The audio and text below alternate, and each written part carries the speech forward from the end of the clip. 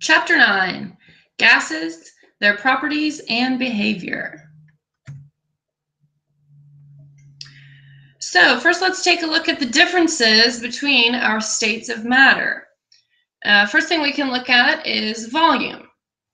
The volume of a gas is indefinite, which means that if a gas is in a container, it's going to occupy that entire container. You take the gas, you put it in a different container that has a different volume to it, then it's going to occupy that entire volume. So the volume of a gas depends upon the container that it's in.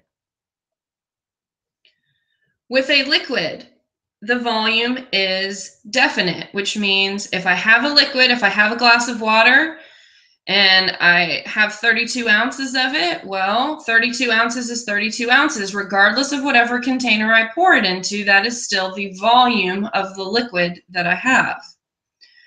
Solids as well will have a definite volume. So if you take a rock, the rock has a volume regardless of where you put it, regardless of the container that it's in. So gases have an indefinite volume. Liquids and solids have a definite volume. We can also look at shapes. So because the gas takes on the volume of the container, it would also take on the shape of a container. So the shape of a gas is indefinite because once again, it's going to take on the shape of whatever it is enclosed in. Liquids also happen to have an indefinite shape, and this is because a liquid will take on the shape of whatever container that it is in. So a liquid has a definite volume, but it has an indefinite shape. Solids will have a definite shape. So if I go back to that rock, the rock has whatever shape it is. It doesn't matter where it's located. The rock is the rock. Another thing that we can look at is particle motion. And in these three systems here, well, in these three states of matter, gases, we have the most freedom in particle motion, moving very fastly. Generally, gases are a much higher temperature. Liquids have some ability for particle motion because we know that we can pour liquids, so the molecules are allowed to slide across one another. In a solid, there is zero particle movement. In a solid, we have the particles packed as close together as they possibly can be. So along with particle motion, then, we can also look at the closeness of the particles. In a gas, the particles are as far apart from each other as they can be. It's almost like one particle doesn't even know another particle exists. In a liquid, once again, we have the ability of particles to slide across one another, so they are close to each other, but because there is that freedom of motion, they clearly aren't stuck next to each other, as they are in a solid. So in a solid, the particles, once again, are packed as closely together as they can be, and they cannot move. So because of this, in terms of the space between particles in these three states of matter, we see that gases are highly compressible. So a gas can be compressed. And if you're going to compress something, it means you're going to take whatever it is and fit it into a smaller space. So gases are compressible. This is important because this is how we can fill our tires with air. When we go to the gas station, the gas has been compressed. Liquids have only a very, very slight compressibility. This is important in terms of brake fluids, okay? So there's a slight compressibility, but we really cannot force the liquid particles to be in that much of a smaller space. And solids have absolutely zero compressibility because they have already been put into the smallest amount of space possible. So high compressibility, almost no compressibility, and absolutely no compressibility for a solid. So in looking at states of matter, we can compare volume, shape, particle motion, particle closeness, and compressibility. So here's the slide to show what I was just talking about in the last one, which here I have a solid. Particles are close together and organized. Notice there is no freedom of motion here. I have them all in the same flask, so I see there's a definite shape and a definite volume here. With my liquid, I notice that it's taken on the shape of the container, but it has not taken on the entire volume of the container, hence definite volume, indefinite shape. I see that my particles are not as close together, so there's some freedom of movement here.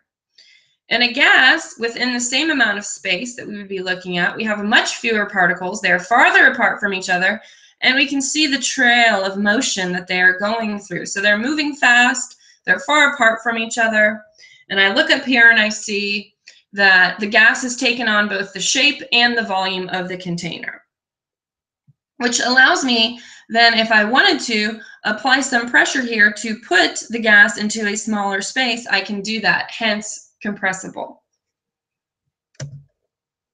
So what are elements that exist as gases at standard temperature and pressure? So in the last chapter, we talked about a standard state of being 25 degrees Celsius and 1 atmosphere of pressure. Well, it's a little different for gases. Our STP, standard temperature and pressure, our temperature has changed. Now we're actually looking at a temperature of 0 degrees Celsius or 273 Kelvin, but our pressure still remains at 1 atmosphere. So what gases or what elements exist as gases? Well, we have H2, N2O2, F2, Cl2, and then we have our noble gases. Br2 is actually a liquid at room temperature, and iodine, I2, is actually a solid. So we've talked about volume before, we talked about temperature in the last chapter, so now we need to get a better definition for pressure. And pressure is simply a force applied over an area. And we can look at our physics definition in terms of force is mass times acceleration, where Newton is measuring our force. And we can do conversions here. And what we are going to concern ourselves with is measuring pressure in terms of atmospheres, millimeters of mercury, torr, which came from Torricelli, who developed a barometer, and pascals. Generally speaking, though, we're mostly going to be using atmospheres, millimeters of mercury, and torr. Notice the conversion here is 1 to 1. So if I have 500 millimeters of mercury pressure, it means I have 500 torr. Where did this unit come from in terms of measurement of a liquid metal? Well, over here we have a barometer. And that is when the Weather Channel tells you what the barometric pressure is, this is what a barometer is. So in here I have liquid mercury, and it is open to the atmosphere, and I have an inverted tube. So the more pressure that I have on the mercury, the higher the column of mercury will go. Therefore, pressure is directly related to the height of mercury in my column. So 76 centimeters is the same as 760 millimeters. So if the pressure goes down, we don't have as much pressure here, then we would see that the column of mercury would decrease in its height. So directly proportional here. This is how we measure pressures. Way to measure pressure of a specific gas would be using a manometer. So here I have a gas in this tube here, and here I have a stopcock, which means I can either open it to the atmosphere or not. So the pressure of the gas is going to push down on my mercury here, so that then the difference between this side of the manometer and this side of the manometer tells me the pressure of the gas. The pressure, right, is related to the height here, the difference in height. This is an evacuated tube. Vacuum means that there's zero pressure in here. So the only pressure that is going to affect where this mercury sits comes from the pressure of the gas. So this is a closed tubed system. Over here I have open tube, which means now I'm open to the atmosphere. So the atmosphere is pushing down this way. The gas is pushing this way. So now I have to take into consideration both the pressure of the atmosphere as well as my height difference from one side of the tube to the other. So the pressure of the gas then is equal to the height pressure plus atmospheric pressure. So we would have to know what atmospheric pressure was if we're going to use an open tube manometer. We're going to look at 3 different gas laws that then combine to form what we call the ideal gas law. First law was discovered by Boyle, and he looked at the relationship between pressure and volume. So I have 3 scenarios here. My initial set of conditions is 1 atmosphere of pressure, 10 liters. And notice here, we are staying at a constant temperature, so we cannot change the temperature if we're going to study the relationship between pressure and volume. And we're actually going to have the same amount of substance in each of these tubes. So here from 1 to 2, I notice I double my atmospheric pressure. So I've halved my volume. If I look situation 1 to situation 3, here I have 1 atmosphere, here I have 4. So I've quadrupled my pressure, which means I have 1/4 of the volume. So I can either look at this as I double my pressure, and then I reduce my volume by half, I reduce my volume by half. So if I were to plot directly pressure volume data, I notice that I get this exponential curve, which is not helpful because in chemistry, scientists love to have straight lines because slopes mean something. So instead we plot the pressure versus the inverse of the volume, and now we get a nice straight line. So at constant temperature and constant amount of gas, or constant number of moles, we see that pressure is indirectly related to the volume. So there's an inverse relationship. Pressure goes up, volume goes down. Volume goes up, pressure goes down. So we can also look at this in terms of pressure times volume is going to equal a constant. Or we can set it up and say the initial pressure and volume has to equal a final pressure and volume. So once again, this would start out a certain set of conditions. If we increase the pressure, then the volume would have to go down in order to keep this constant. Another law was by Charles. He studied volume temperature relationships. So now we look to see that our pressure is remaining constant and the number of particles remains constant. So what are we changing here? 273 Kelvin to 546 Kelvin. We doubled the temperature, we doubled the volume. Here, 273 K to 1092 K, we've gone 4 times the temperature, so we have 4 times the volume. And this is very, very, very, very important. Anytime we are studying gases, your temperature always has to be in Kelvin. Always, always, always, always, always. If you use temperature in degrees Celsius, you will never get the right numbers when you do your calculations. So we always live in the land of Kelvins when looking at gases. Why is that? Why is it that we have Kelvin as our temperature scale for when we study gases? Well, because the Kelvin temperature scale came from studying gases. So here I have a set of gases under different pressures, and volume temperature data was collected. So regardless of what gas was present, we had to keep the same number of particles, but at these different pressures, we saw that the volume temperature relationship, these lines continue to extrapolate to the same point. And that point is known as absolute zero in the Kelvin scale, or negative 273.15 degrees Celsius. So absolute zero is the lowest possible temperature that can be attained. It has not yet been attained here on Earth. They've gotten down to nanokelvin. So recall, nano means times 10 to the negative 9th. So very, very, very, very small temperature, low temperature, but still not zero yet. And it was Lord Kelvin who discovered this, hence why he got to name it after himself in terms of discovering absolute zero. So now we have the relationship where volume and temperature are directly related, right? This is a proportionality sign. So volume goes up, temperature goes up. So now I see that volume equals a constant times the temperature, or I can set up an equation that says initial volume over initial temperature equals a new volume over a new temperature, right? If this went up, this would have to go up in order to keep both sides of the equation equal to each other. Or if this went down, this would have to go down as well to once again keep things constant. Why is it constant? We have a line here that shows us that we are changing by some constant amount.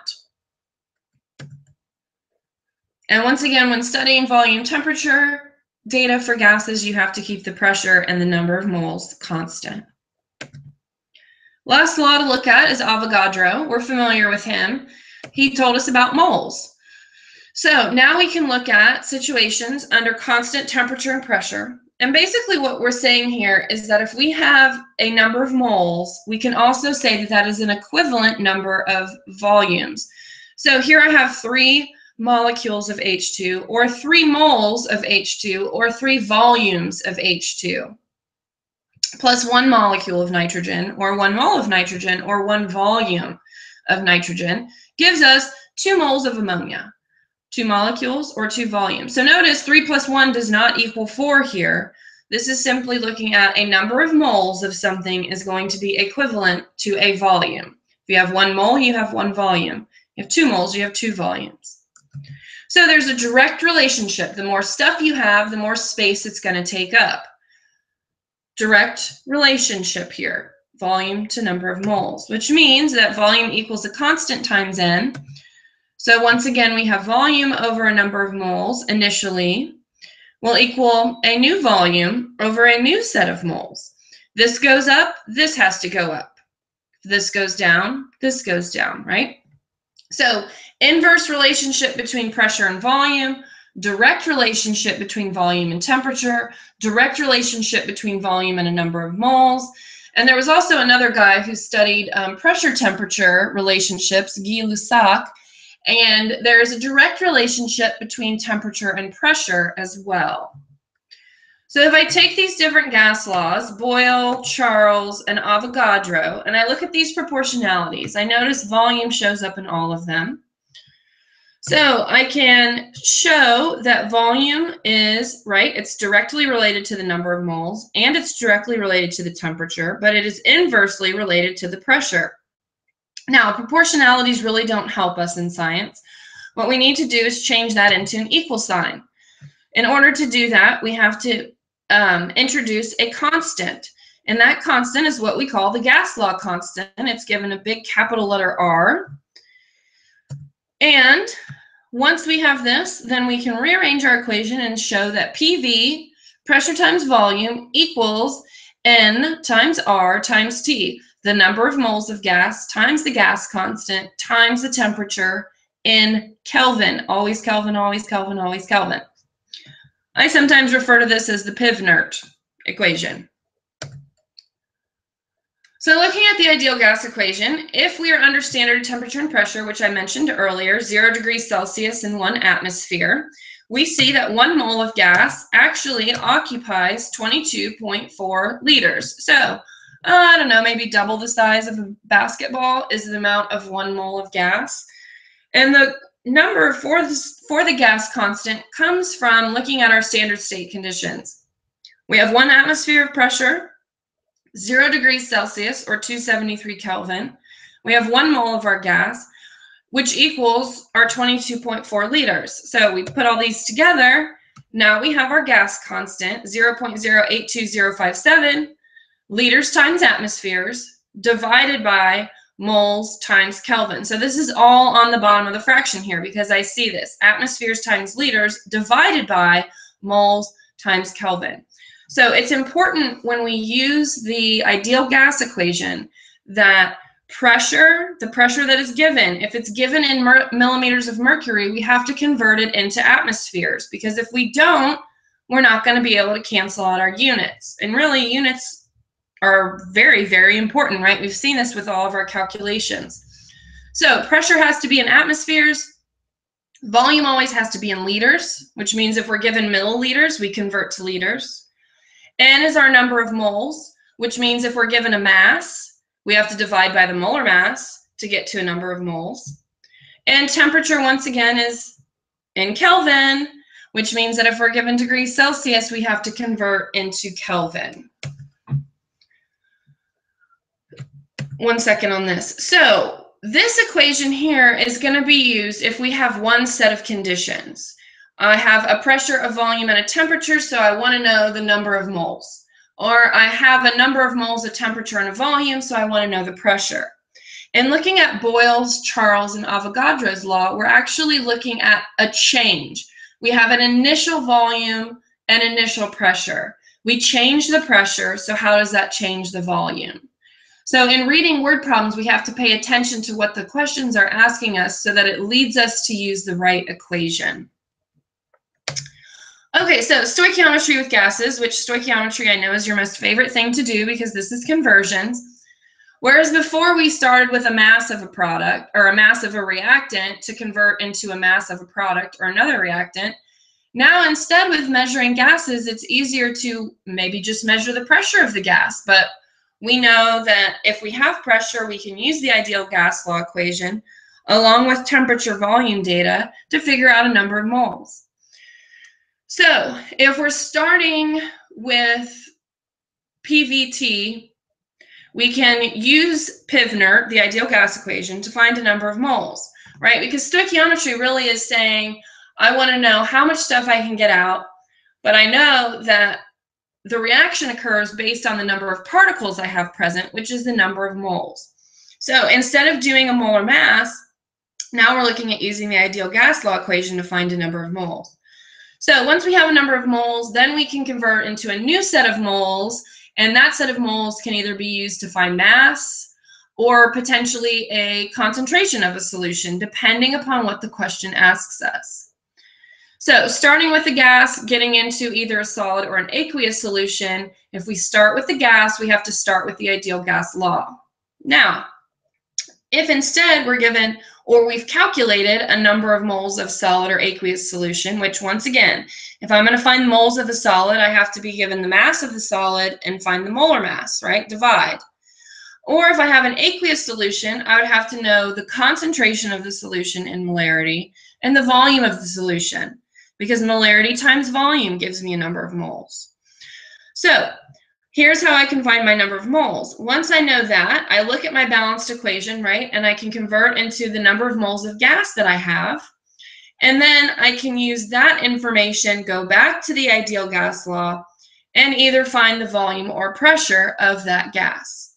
It's really hard to measure masses of gases, so we can measure volumes and pressures much easier. So here's stoichiometry. We're going to be doing some conversions. Another thing that we can look at is comparing the densities of gases. So the density of a gas, and the units for that would be in grams per liter, can be obtained by using both the density equation and the ideal gas law. So N is a number of moles. Where does that come from? Mass times 1 over the molar mass, right? Which is the same thing as saying I'm dividing by the molar mass. So I have grams per mole here, right? Here's my molar mass. So if I have moles equals mass divided by molar mass, I can plug that into where N shows up in PivNert, PV equals nRT. So mass over molar mass is the same thing as a number of moles. If we rearrange this equation and solve for density, which is mass divided by volume, here I would divide both sides by volume to get this over here. I would multiply both sides by the molar mass to get that over here. And I would divide both sides by RT to get this over here. So now I have a rearranged equation that tells me that the density, mass over volume of a gas, is going to be equal to the pressure of the gas times its molecular weight divided by the gas constant times the temperature in Kelvin. So this allows us to calculate densities of gases. So we're using the ideal gas law. It's been rearranged a little bit, but we're still working within the realms of needing to have pressure and temperature data as well as a molar mass. So another law dealing with gases is Dalton's law of partial pressures. So if we look here, I have gas number 1 under its pressure, so many particles are there. Gas number 2 has its pressure, so many particles there. If I want to know what the total pressure is of these two gases, all I have to do is add them up. So this is probably the simplest math that we will do in this chapter. Pressure 1 plus pressure 2 equals the total pressure, where volume and temperature are constant. Notice we do not have a number of moles that are constant here. The more moles of gas that we have, we expect to see a higher pressure. So how else can we use this? All right, I have a case here where I have gas A and B are in a container of a specified volume. So if I plug gas A into PV equals nRT, I see the relationship here. Pressure of A equals the number of moles of A times RT over V. The same holds true for gas B, where once again, N sub A is going to be my number of moles of A, N sub B is my number of moles of B, and then I have my respective pressures. As in the last slide, I said the total pressure would be the pressure of gas A plus the pressure of gas B. So what I can look at now is looking at what we call a mole fraction, which is denoted here by this letter X sub A. So the mole fraction of A is looking at the number of moles of A divided by the total number of moles that are present, which is A plus B. I can do the same thing and figure out what is my molar fraction of B. Number of moles of B divided by the total number of moles that are present. Now this is helpful because then this allows us to rearrange an equation and show that the pressure of gas A is going to equal the mole fraction of gas A times the total pressure. So whatever fraction here is present, it is contributing that fraction basically of the total pressure. So now we have an equation for Dalton's law of partial pressures, which says the pressure of a specific gas is going to equal the mole fraction of that gas times the total pressure. So in this instance, we won't be given volume temperature data. We are simply going to be given total pressure data, perhaps masses of gases so that we can find the number of moles, and looking at doing calculations that way to figure out what is the partial pressure of the gas in the overall substance. We can also rearrange this equation to show that the partial pressure divided by the mole fraction would give us our total pressure of that gas, or of those gases combined. So once again, a mole fraction is the number of moles that you're interested in divided by the total number of moles. Don't get this T confused with temperature. That is not a T for temperature. It is a T for total. So part of our favorite stuff to study in chemistry are theories and concepts, right? So we have the kinetic molecular theory of gases.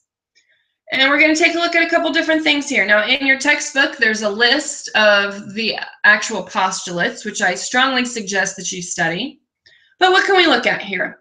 Volume of a gas. So first postulate basically says that the volume of a gas particle is negligible in consideration of the total volume of the container. So effectively, if you have a container that has a gas in it, it is almost entirely empty space. There's very, very few actual gas particles. So we assume that the volume of a molecule of gas is 0. Now, it's an assumption because we know that that can't be true. In terms of the motion of those particles, so it is completely random motion. So there is no influence. There's no outside influence that determines which way a gas particle is going to travel. Now, the only time it's going to change its path is if it runs into another particle, it runs into another molecule of gas. If that happens, it will deviate from its path, or if it runs into the side of the wall of the container. But these collisions that occur, we say they are completely elastic, which means that there's no energy lost when two gas molecules slam into each other or when a gas molecule slams into the side of a container. So this random motion then affects the pressure. Intermolecular forces. Now, inter means between molecules. The forces that occur between molecules is what this is, intermolecular forces. So are there attractive or repulsive forces? No. In the kinetic molecular theory of gases, we say that the gas particles themselves, the molecules, feel no attraction or repulsion from any of the other gas particles. They're basically in their own little bubbles. And last but not least is temperature. And the temperature of a gas is defined by the kinetic energy of those gas particles. So how fast are the particles moving? This is this means average, the average kinetic energy. So the average speed of our molecules, this is the equation for kinetic energy, half times the mass times the velocity squared. So we're looking at average speed of our molecules, then gives us an average kinetic energy, which is then equal to some constant times a temperature, right? We have to have a constant here because of the unit conversion. So average kinetic energy is directly related to the temperature of our molecules, which the temperature is measured in Kelvin. So the faster the particles are going, the higher the temperature. So we're going to look at two different graphs that pertain to the kinetic molecular theory. This first graph is I'm studying only one gas. I have nitrogen here, but I have it at different temperatures. Here I have a number of molecules, and then on the x-axis I have molecular speed. So these are showing me what is the distribution of the number of molecules that we find going a particular speed. When I'm at 100 Kelvin, I would note that my average molecular speed is about 250 for my molecules. Here, for 300 Kelvin, I could say maybe that's 425 meters per second. Here, the average speed is, I don't know, maybe 650 meters per second. So 250 versus 425 versus 650. I have more molecules going at a faster speed when I'm at a higher temperature. So do not get confused with the height of these peaks. This does not mean that I have more particles here. This is, if you were to measure the space under each of these curves, we would see the same space. So the area is directly related to the number of particles that I have. So in looking at this, 100 Kelvin versus 300 Kelvin versus 700 Kelvin, I have more molecules going faster at a higher temperature. So once again, this graph is only looking at one gas, but studying the behavior of that gas at 3 different temperatures. So higher temperature, higher speed. In the next graph, we're actually going to look at 3 different gases, but they're all at the same temperature. So how does this affect our speed? Well, now I'm comparing molecular masses. So chlorine has the highest mass here, and I note that if I follow this down, once again, I guess I'm about 250 meters per second. Here, almost at 500 meters per second. And here, I'm over 1,000 meters per second, maybe 1,100, 1,200 meters per second. So what do we see? The bigger or the more massive the gas, the slower it moves. The lighter the gas, the smaller the molecular mass, the faster it can move at a given temperature. So these things would be different if I'm studying a different temperature. However, this gas is still going to move faster if it's at the same temperature as this gas. Okay, so this slide, once again, is looking at comparing 3 different gases all at the same temperature. The slide before looked at the same gas at 3 different temperatures. So we have 2 scenarios here. But what we glean from this is that the smaller or the lighter that you are, the faster you can go at a given temperature. And we do not need to worry ourselves really with this equation, but this is where we get the root mean square speed for a gas. Here we have our gas law constant. Notice the units are different, but we see here that speed is directly related to temperature. Speed is inversely related to the molar mass. So higher the temperature, higher the speed. Higher the molar mass, lower the speed. Inverse relationship versus direct relationship. So there are calculations that can be done here to actually figure out what speed these molecules are going at. But I feel that we have plenty of equations and calculations to do in this chapter, so we're not going to concern ourselves with that one. But you do need to understand the concept of the relationship between speed, temperature, and molar mass. 2 more concepts here. Diffusion. and then we're going to look at diffusion. So effusion, by definition, is the rate with which a particle will travel through a small pinhole into an evacuated container. So how fast does it take for a particle to travel from one side of a container to another? That is when something is effusing. There is a relationship here that tells me the rate of gas 1 over the rate of gas 2 is equal to the time that it takes of gas 2 over the time of gas 1, which is then proportional or equal to the ratio of the molar masses of those gases. So there is an inverse relationship between rate and time. Rate tells us meters per second. Time simply tells us how long it took. So if we are going faster, if we have a higher rate, it means that we have a smaller amount of time it took. So notice here, then, since the rate of gas 1 is on the top, I have the molar mass of gas 1 over here, because I also know that the relationship is that the smaller that this is, the bigger that this is, right? That inverse relationship. So given molar mass information, I can calculate the relative rates of effusion of two different gases. And once again, when you do this calculation, which we will do, it has to make sense. If gas 1 has a higher molar mass than gas 2, then we should expect for that gas that's bigger to move at a slower rate or to take more time. We can use the same equation for diffusion. And once again, we're not looking at time. Now we're just looking at rates, but it's the same equation here. So diffusion then is the amount of time or the rate with which a gas will spread out in a completely open space. So whereas before we were looking at a container that was under a vacuum, which means no pressure, now we're looking at an open space, normal pressure, things like that.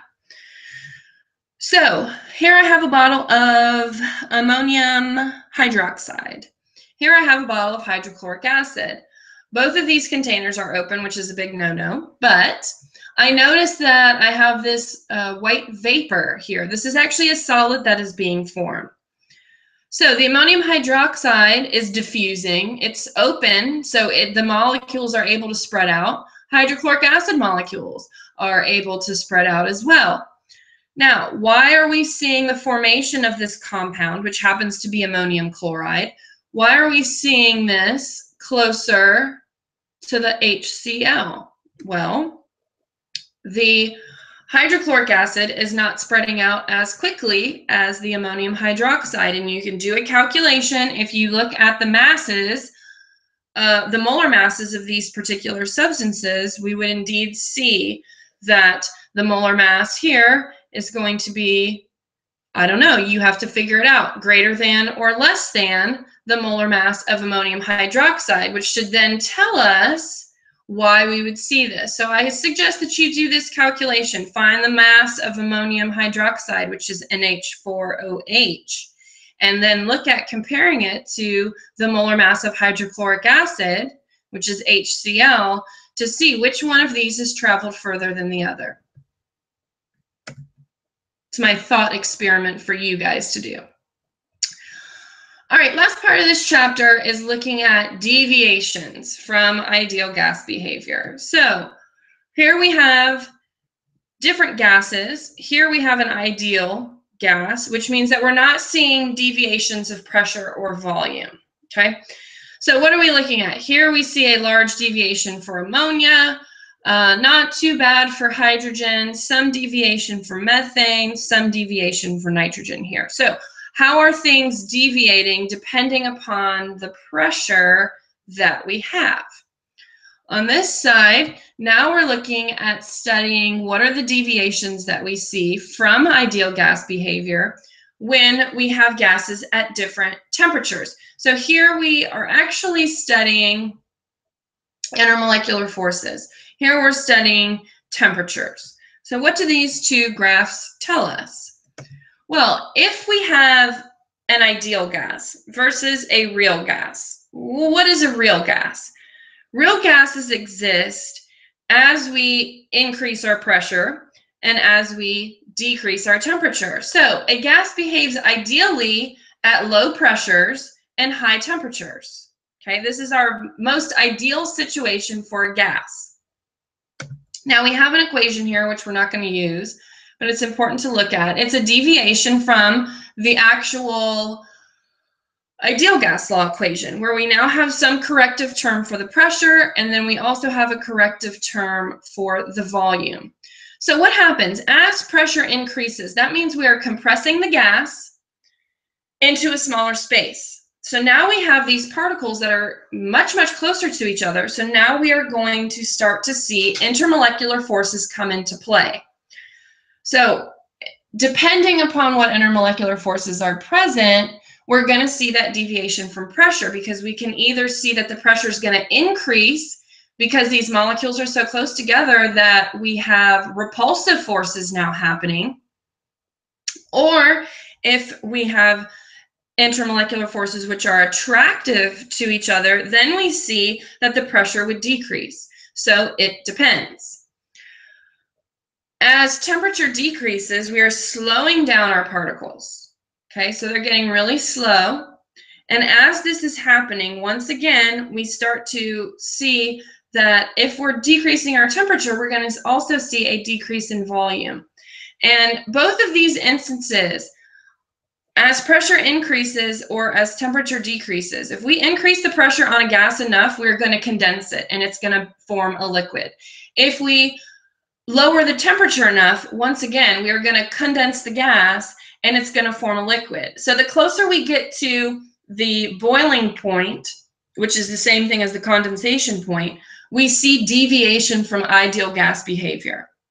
So we see a smaller volume.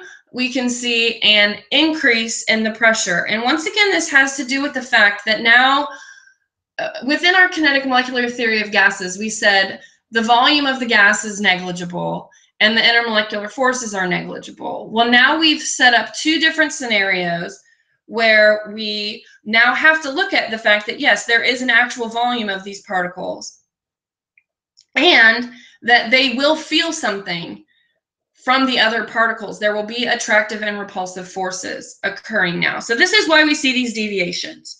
The closer we get to forming a liquid, the more deviations we see. So we have a corrective pressure and a corrective volume. But notice, if our correction here, if A is 0 and B is 0, then we get back to the ideal gas law, which is PV equals nRT. So once again, intermolecular forces, we'll study these in chemistry too, but these constants were determined and we can see how gases deviate. Notice here, helium has very small constants. It does not have a large molar mass, nor does it have a very strong intermolecular force that it can have with something else. So we would not see a large deviation. Conversely, if I look here at carbon tetrachloride, much more massive, right? So we see a much larger deviation in terms of the pressure, as well as looking at the volume. So once again, molar mass, the size of the atom directly relates to the volume. If we said that the volume is negligible, but here we have this really large particle, now we cannot say that anymore. It was an assumption. We also assume that the particles don't interact with each other. But the bigger you get, the more intermolecular forces you can have. Therefore, the more influence that you can have on your neighboring molecules. You're either pushing them away or pulling them in tighter to you. And once again, we're not going to really use the van der Waals equation, so you don't have to worry about calculating anything. But the important thing is to understand why we see the deviations when we do. An ideal gas is best under a high temperature and a low pressure with not a lot of moles of gas present. So we can throw that in there too, right? There's not a lot of actual gas particles present. So in terms of studying for this chapter, we've got pressure conversions that we're going to do. We're going to look at those three laws, understanding those in conceptual form and mathematical form, Boyle's, Charles, and Avogadro. We're going to use the ideal gas law. We have to make sure that we understand what standard state is for our gases and always use Kelvin temperature. We will also use the density equation for gases, as well as solving equations for the partial pressure of gases and doing some effusion and diffusion. So a lot of math in this chapter, but the math is supported by the concepts. So make sure you understand the concepts behind the kinetic molecular theory of gases and the difference between an ideal gas and a real gas. Good luck studying. I bet y'all are happy that this is the last chapter.